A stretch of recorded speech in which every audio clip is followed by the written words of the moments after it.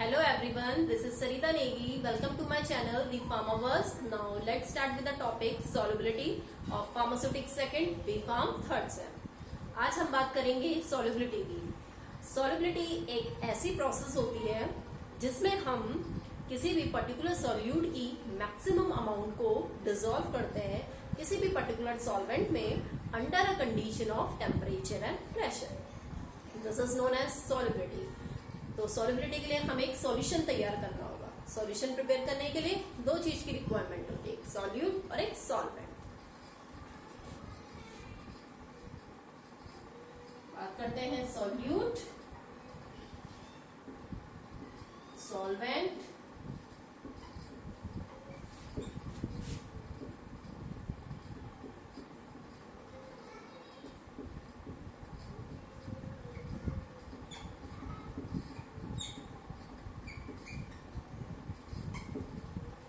Solution prepare करने के लिए दो चीज की रिक्वायरमेंट होती है, सॉल्यूट, सॉल्वेंट. सॉल्यूट हमने ले लिया, कुछ अमाउंट ले ली, मींस 5 ग्राम ले लिया हमने सॉल्यूट. इसको हमने वाटर में ऐड किया, that is water. Water is act like a solvent. Temperature देंगे 30 डिग्री सेल्सियस.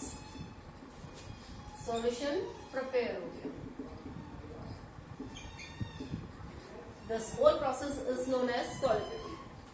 सॉल्युबिलिटी की जो यूनिट होती है वो होती है हमारी ग्राम पर लीटर और बोल सकते हैं मोल्स पर लीटर. सॉल्युबिलिटी के अंदर हमारी 3 टाइप ऑफ सॉल्यूशन होते हैं. First is saturated, second is unsaturated, third is supersaturated solution. 3 type of solutions are there.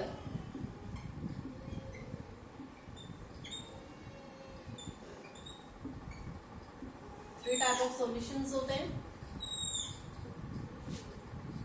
that is unsaturated,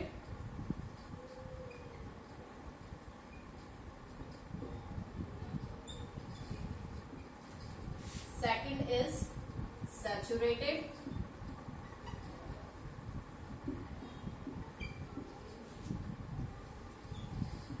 third is super saturated.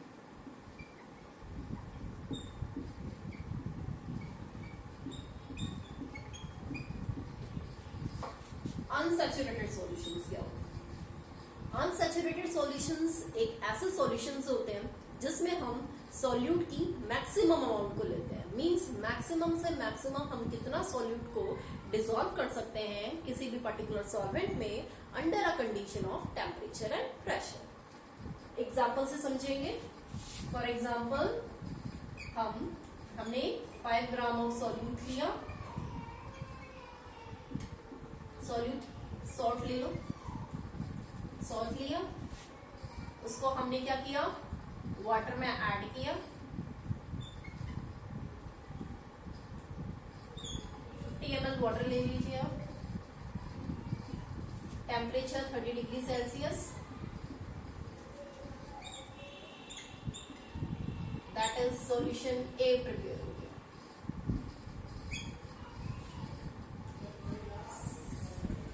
Second stage में क्या हो गया, 5 ग्राम salt to be added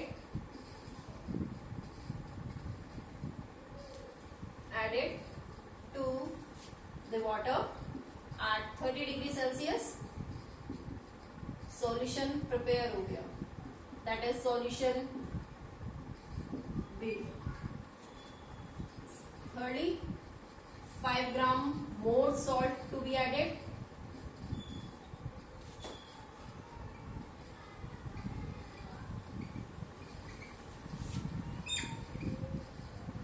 degree.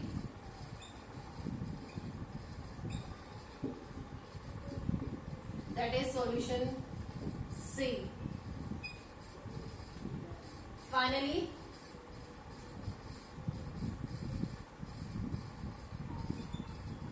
5 gram more to be added to water, 30 degree Celsius temperature.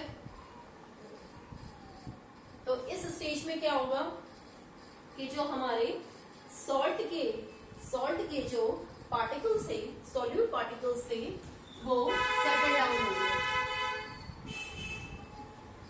Salt के जो particles हैं वो नीचे settle down हो गए। मींस एक ऐसी स्टेज आएगी जिसमें हमारा सॉल्यूट डिसॉल्व होना बंद हो जाएगा। तो अनसैचुरेटेड हम बोल सकते हैं मैक्सिमम से मैक्सिमम हम कितना डिसॉल्व कर सकते हैं किसी भी सॉल्यूट को। मींस माना 15 ग्राम ऑफ सॉल्ट को हमने डिसॉल्व किया under 50 ml of water under a condition of 30 degree Celsius. तो ये जो 3 स्टेज है ये हमारे अनसैचुरेटेड प्रोसेस की है, और जो सॉल्यूशन प्रिपेयर हुआ वो अनसैचुरेटेड सॉल्यूशन है। बात करते हैं सैचुरेटेड सॉल्यूशन। सैचुरेटेड सॉल्यूशंस ये सॉल्यूशन है, मींस एक स्टेज आएगी जिसमें वो सॉल्यूट डिसॉल्व होना बंद हो जाएगा। मींस मैक्सिमम स्टेज आ गई, उसके बाद से डिसॉल्व होना बंद हो जाएगा। तो ये सैचुरेटेड सॉल्यूशंस हो गए, that is saturated solution. Saturated solutions में जो सॉल्यूट है वो डिसॉल्व क्यों नहीं हो पाया, इसका रीजन ये है कि जो मॉलिक्यूल का जो स्पेस है वो लेस हो गया। Space decreases between the molecules, जिसकी वजह से डिक्रीज मूवमेंट डिक्रीज हो गया। डिक्रीज होने से क्या मूवमेंट, काइनेटिक एनर्जी भी हमारी डिक्रीज हो गई, जिसकी वजह से जो सॉल्यूट है वो डिसॉल्व होना बंद हो गया। तो ये है हमारा सैचुरेटेड सॉल्यूशन। बात करते हैं सुपर सैचुरेटेड सॉल्यूशन की। सुपर सैचुरेटेड सॉल्यूशंस होते हैं, सैचुरेटेड के ऊपर जो स्टेज आती है वो सुपर सैचुरेटेड सॉल्यूशंस की आती है। एग्जांपल से समझेंगे। ये थे हमारे अनडिसॉल्व सॉल्यूट मॉलिक्यूल सॉल्वेंट में, मींस ये सैचुरेटेड सॉल्यूशन था।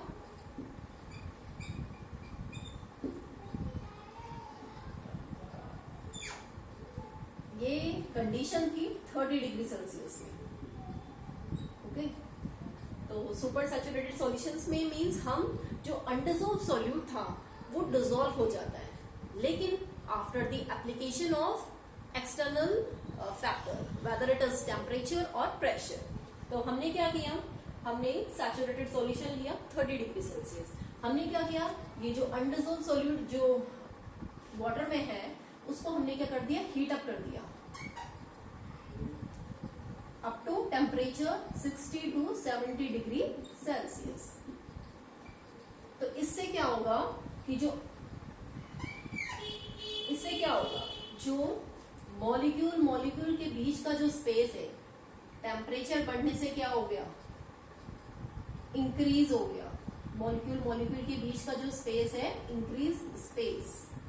टेम्परेचर इंक्रीज करने से मॉलिक्यूल के बीच का जो स्पेस है वो इंक्रीज हो गया, जिसकी वजह से हमारा मूवमेंट इंक्रीज हो गया and finally increase kinetic energy. Means हम बात कर सकते हैं कि temperature is directly proportional to kinetic energy. Means temperature बढ़ाने से काइनेटिक एनर्जी इंक्रीज होगी, काइनेटिक एनर्जी इंक्रीज होने से मूवमेंट इंक्रीज होगा। Finally, the space between the molecules is also get increases, and इससे क्या होगा कि जो अनडिसॉल्व सॉल्यूट थे वो डिसॉल्व हो जाएंगे।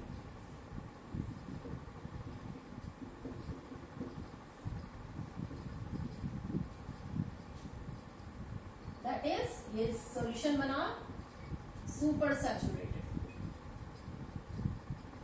ये सॉल्यूशन बना हमारा सुपर सैचुरेटेड सॉल्यूशन में हमने टेम्परेचर एक ऐसा फैक्टर लिया जिससे क्या होगा, जो अनडिसॉल्व सॉल्यूट थे वो डिसॉल्व हो गए। लेकिन ये जो हमारा सुपर सैचुरेटेड सॉल्यूशन है, ये जो होल प्रोसेस हो रही है, अगर ये रिवर्सिबल भी है, मींस हमने क्या, अगर टेम्परेचर डिक्रीज कर दिया, मींस इस सॉल्यूशन को कूल डाउन कर दिया, टेम्परेचर डिक्रीज कर दिया अगेन 30 डिग्री सेल्सियस, तो इससे क्या होगा, जो डिसॉल्व सॉल्यूट पार्टिकल्स थे उनका प्रेसिपिटेशन हो जाएगा, मींस क्रिस्टल प्रिपेयर हो जाएंगे, क्रिस्टल फॉर्म हो जाएगा।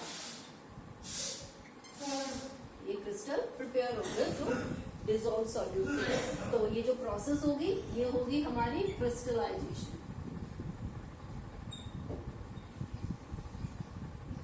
मीन्स इंक्रीज टेम्परेचर इंक्रीज करने से जो अनडिजोल्व सॉल्यूट थे वो डिजोल्व हो गए, लेकिन प्रोसेस रिवर्सिबल भी है। टेम्परेचर डिक्रीज करने से जो डिजोल्व सॉल्यूट थे अगेंस्ट उनका क्रिस्टल फॉर्म हो गया और क्रिस्टलाइजेशन प्रोसेस फॉर्म होगी। Okay, thank you everyone.